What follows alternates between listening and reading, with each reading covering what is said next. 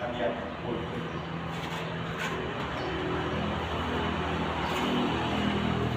มาต่อตั้งไหนมาต่อให้มันตั้งไหนก็เลยทำกันสบาย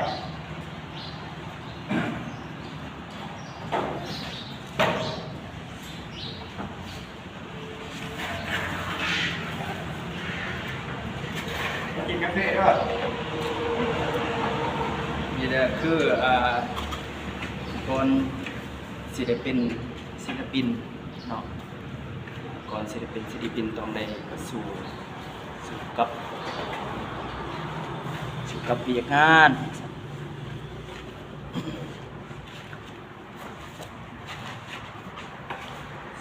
สมควรทายให้ชาว FC ภาคเหนือได้เบิ่ง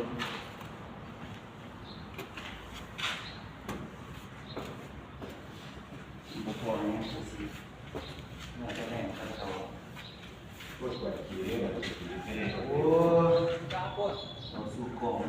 ได้ยินมันตาโตกว่าปวดขี้ก็แห้ง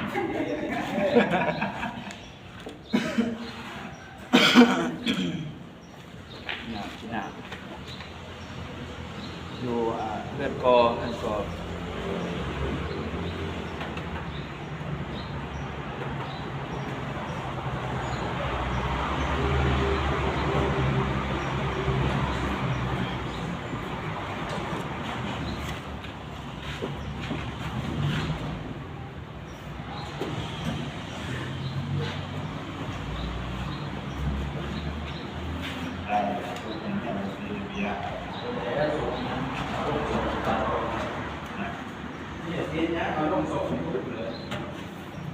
ถ่ายตัดต่อเอานะ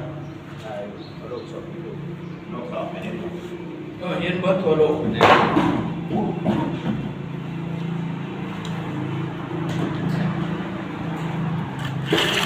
อันนั้นอันนี้เป็นคือในเพจฟังสิทุกโอ้คิดว่าโอ้เคยเห็น2 คนว่ะไปเขาอยู่ในโทรทัศน์ไม่ได้กี่รายเลยเห็นจอเรื่องของคุณเลยจุกได้ตัดลูกเขาเดี๋ยวลูกโตจะเป็นคนโตมันจะกับวันไปบ้างตัด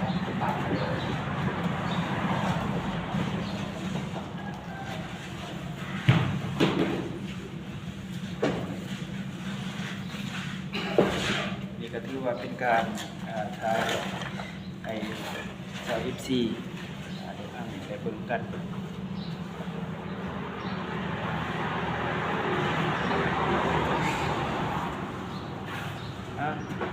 ตัวนี้บ่แม่นนะฮอกคนนะฮอกกำลังถือส่วนอยู่ตอนนี้ลูกศิษย์ของหลงมักเมียเขา